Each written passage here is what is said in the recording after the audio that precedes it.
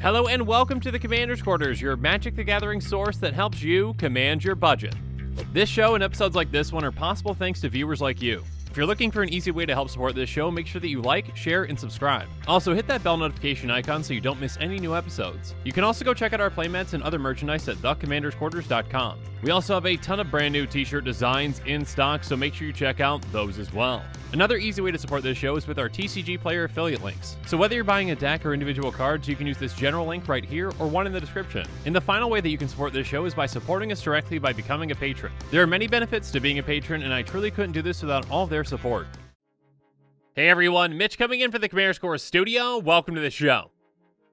So yesterday was a bit of a whirlwind with quite a few episodes starting off pretty early in the morning talking about Chun-Li countless kicks from the brand new Street Fighter Secret Lair, or should I say, it's a potential spoiler. These have been potential spoilers, they have not been officially confirmed, but if you saw that episode and you saw the image that had the actual cards on it, it looks incredibly legitimate. Especially since some of the actual images in that image used art that was then revealed later to be the actual art. So yeah, 99.999% sure that that is legitimate. Regardless, with yesterday being kind of like a mini spoiler season right after a previous spoiler season from Kamigawa, well, let's just say I might have overestimated my ability to jump back into a spoiler season. So this morning I decided to do one episode on the remaining 4 potential spoilers. So get ready for round 2.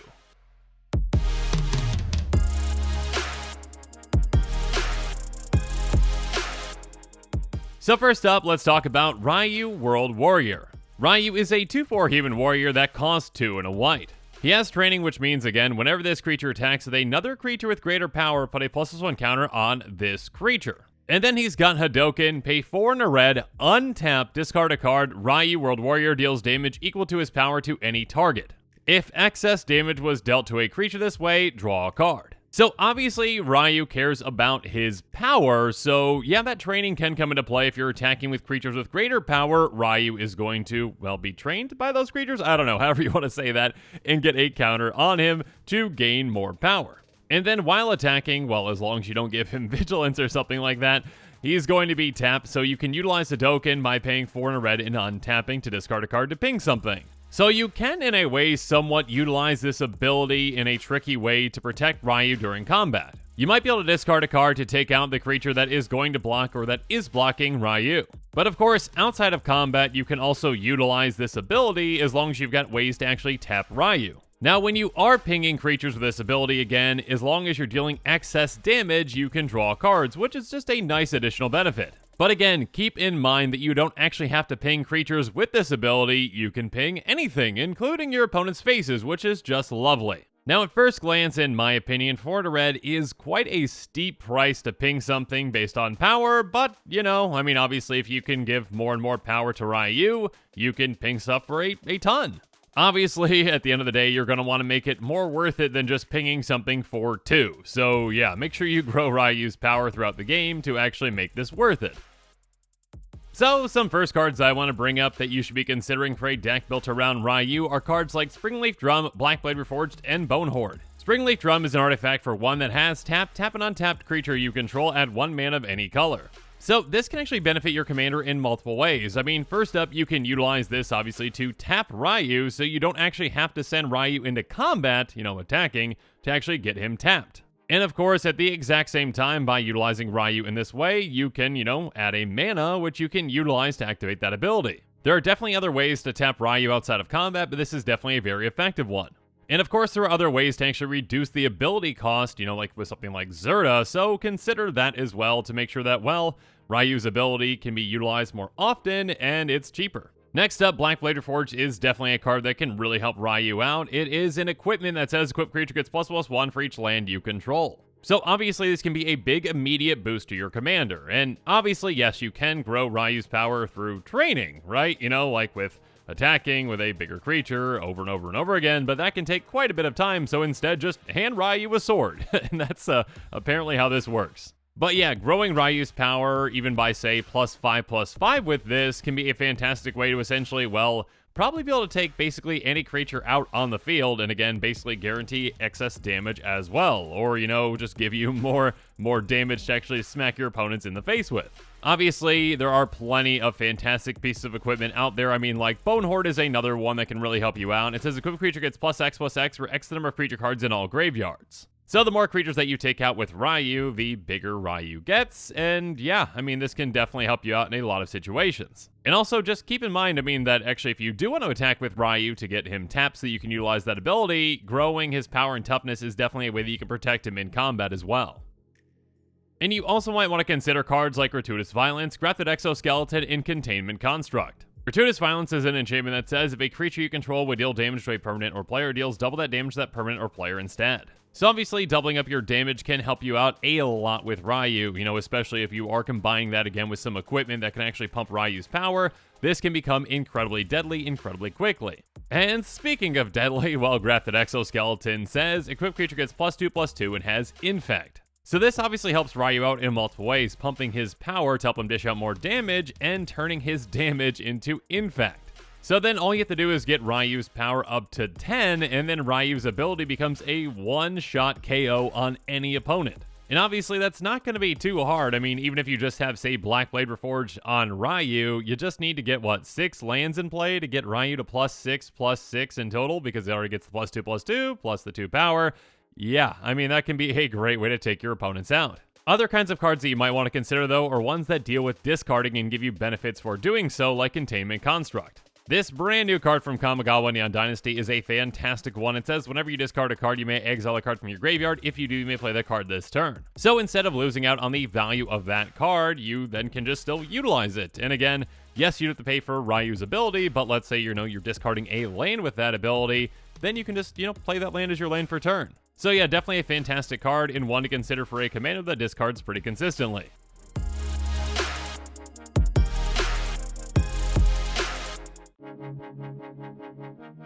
Next up, let's talk about Dhalsim Pliable Pacifist. And actually, I'm pretty sure I mentioned this earlier, but I just want to mention again, these are potential spoilers and that they have not been officially confirmed by Wizards, so please take everything I am saying about all these with a grain of salt until the actual ones are, shown. And also, since the images of the cards were very small, I made custom versions on MTG.design, so again, thank you to MTG.design for existing. You are a fantastic website. Anyways, Dhalsim is a 1/3 human monk that costs 2 green, white, and it has reach. He has teleport. Dhalsim Pliable Pacifist has hexproof unless he's attacking. Whenever a creature you control with reach attacks, untap it and it can't be blocked by creatures with greater power this combat.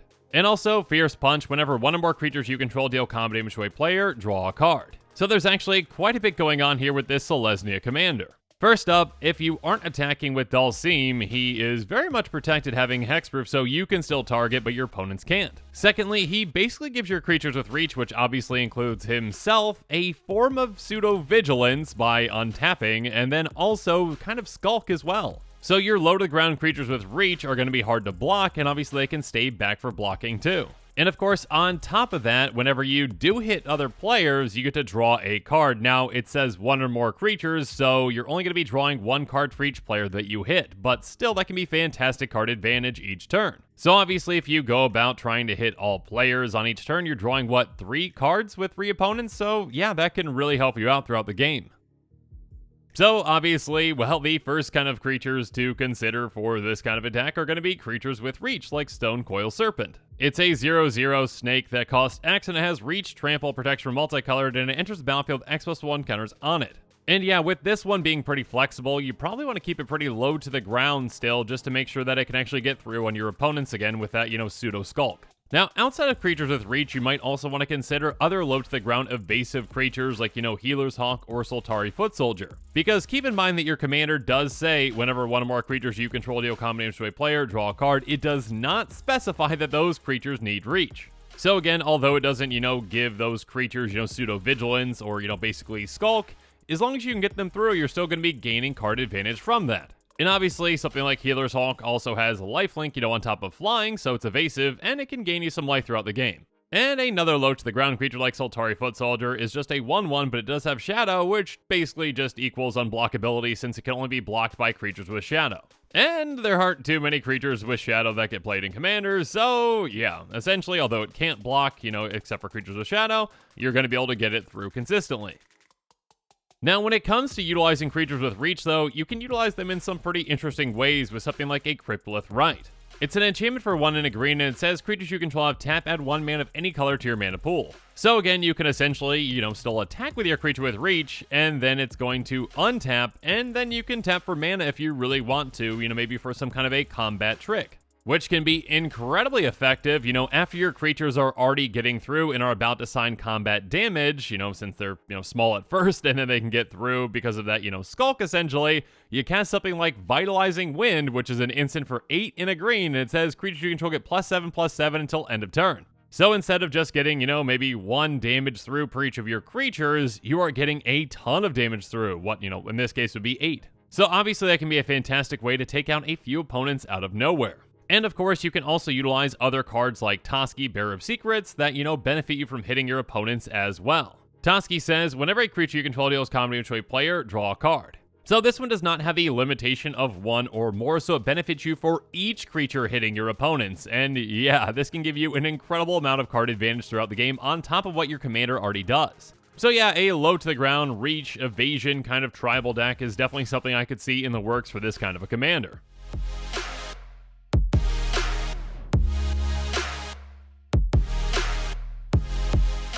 Moving on though, how about E-Honda Sumo Champion? E-Honda is a 0/7 human warrior for 4 white that has Sumo Spirit. As long as it's your turn, each creature assigns combat damage equal to its toughness rather than its power. And also, 100 Hand Slap, whenever E-Honda attacks, up to 100 target creatures each get +0/+X until end of turn, where X the number of cards in your hand. So yeah, this is a very flavorful and very interesting commander for sure. Keep in mind that it does say, as long as it's your turn, each creature assigns combat damage equal to its toughness rather than its power. Not each creature you control, every single creature on the field, so this affects your opponents as well. So unless they have a Toughness Matters, or Defender Tribal deck, they're probably not going to benefit from this, but you definitely are. And of course, on top of that, just by attacking with E-Honda, you are going to be able to make, well, essentially any number of target creatures. Again, it does say up to 100, but there are very few times when you're going to have more than 100 creatures that you actually want to pump with this. Now, that toughness bump is based on the number of cards in your hand. And let's be honest, as a mono-white commander, that's probably the worst color identity to be caring about the number of cards in your hand. That being said, obviously it's still a fantastic pump effect. I mean, even if it's just, +3/+3 on attack, that is still a fantastic buff, on top of it, considering combat damage for toughness as well. But yeah, trying to keep your hand size up is going to be important for this kind of a commander, and yes, there are certain ways that you can lean heavily into that. Obviously, you're going to try to take advantage of card draw as much as you can in a mono-white deck, but yeah, a card like Sandstone Oracle can really help you out. It's a 4/4 Sphinx with flying that has, when it enters the battlefield, choose an opponent. If that player has more cards in hand than you, draw cards equal to the difference. Again, since you're in mono-white, chances are another player is probably going to have more cards in their hand than you, and might just even have a full grip if they're lucky enough, and yeah, in that case, cool, I'll draw back up to 7. And then when you do that again, your creatures are essentially all getting +7/+7, because again, it's +0/+7, but your creatures are assigned based on combat damage or toughness. I said that in a really weird way, you know what I mean. Obviously, some other kinds of cards that you might want to consider are creatures that are low to the ground but have a ton of toughness, like Nyxfleece Ram and Giant Ox. Nyxfleece Ram is a 0/5 enchantment creature sheep, because that's a thing that costs 1 and a white, and it says at the beginning of your upkeep you gain 1 life. So yeah, for E-Honda, again, this is essentially a 5/5 on your turn, and again, it's going to get pumped, based off of the number of cards in your hand. And yeah, a low to the ground 2 mana creature that's a 5/5 is pretty good. That also just happens to gain you some life. Obviously, there are other creatures, like this with a ton of toughness that are very low to the ground, like, Giant Ox is a 0/6 Ox that costs 1 and a white, so same cost, but it's a basically 6/6 in this deck. Yeah, obviously it can help you out a lot.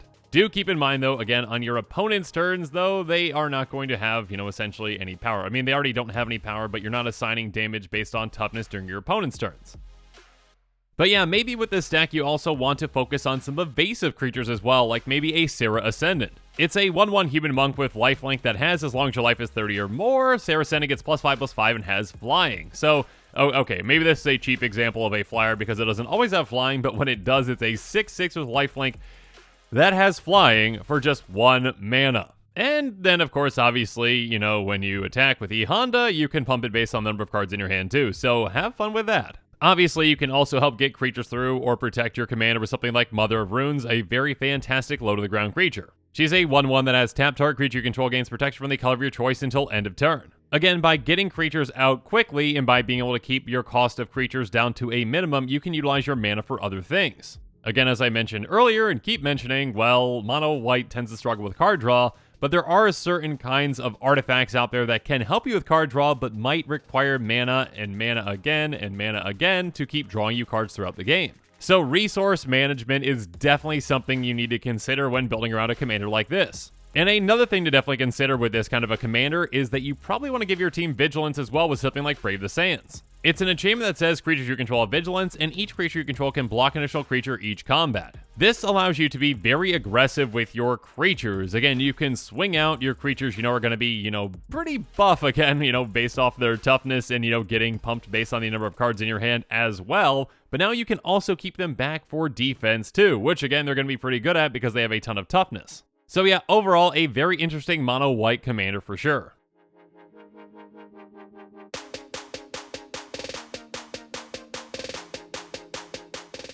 And the final potential spoiler from this secret land is Guile Sonic Soldier. I will mention that there's actually some parts of this card that were cut off, and we'll address them as we get there, okay? Guile is a 4/4 human soldier for 1 blue, red, white. Whenever Guile enters the battlefield or attacks, put a charge counter on him or remove 1 from him. When you remove a counter this way, choose 1. Sonic Boom, Guile deals, we don't know how much damage to any target. My guess is 4. I could be wrong on that, but that part was cut off, so keep that in mind. And the next part is, well, we don't know what that ability name is. There are some guesses out there, but for now I just put ability name, and then Guile gains, we don't know, and indestructible until end of turn. Now the guess on that one that many people are throwing out is flying, so we'll see. Regardless, we're going to work with what we've got and talk about what we know about this commander so far, and, kind of what cards should work around it. Obviously, things could change depending on what those question marks end up being, but yeah, let's move forward. So, obviously, when Guile comes into play, you get a charge counter on him, and then you can utilize that charge counter when he attacks, or you can get another charge counter. You can either utilize those charge counters, again, on attack with, dealing damage to any target, or helping Guile during combat, making him indestructible, and maybe, again, something else, probably flying. Maybe it's Infect. Highly doubt it's Infect. That'd be funny if it was, but actually it'd be pretty brutal if it was, but it's probably something like flying. Regardless, obviously, with what we know, there are definitely certain cards that I want to point out that could work very well with this commander. And my first thought was proliferate cards like, Flux Channeler or Grateful Apparition. Flux Channeler says whenever you cast a non-creature spell, proliferate, and yeah, again, in this kind of a deck, by casting non-creature spells, you just proliferate again and again and again, and you say, hey, Guile, you've got charge counters on you, cool, you're getting more of those. You don't have to actually, care about attacking to build up your charge counters. You can just keep attacking, and then you can just keep utilizing those charge counters on attack. And speaking of attacking and charge counters, Grateful Apparition is a 1/1 flyer that says when it deals combat damage to a player or planeswalker, proliferate. Obviously, the more of these charge counters on Guile that you're able to build up, the less you have to care about actually adding them to Guile on attack. And speaking of attacking, obviously you can take advantage of that trigger multiple times in a turn with something like Relentless Assault. It says untap all creatures that attack this turn after this main phase, additional combat phase, while additional main phase, which basically just means, hey, you get an extra combat. So now you can utilize that trigger twice, which again, either you're going to be taking off those counters to ping for damage, or, giving indestructible and whatever else that is. But yeah, obviously, since you have access to blue as well, on top of having, those extra combat spells, you also have extra turn spells if you really want to go in that direction as well. That being said, instead of utilizing one of your charge counters to actually, make Guile indestructible or to help get it through, something like Whisper Soul Cloak can really help you out with that.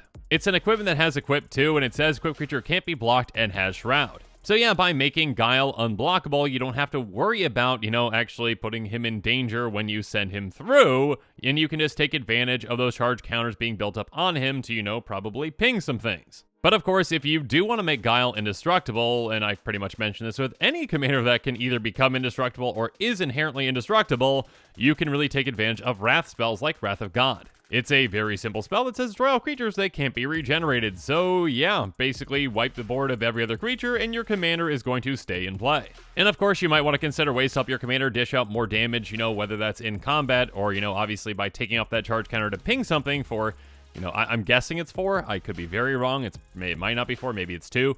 No idea. But yeah, by tripling it up with something like Fire Emancipation, it can dish out a lot more damage. It says if a source you control deal damage to a permanent or player deals triple that damage to that permanent or player instead. So yeah, this counts combat damage or pinging things. Yeah, there's a lot of applications with this in this deck. Though it's, I think, around a $20 card. So Wizards, please reprint it. Thank you.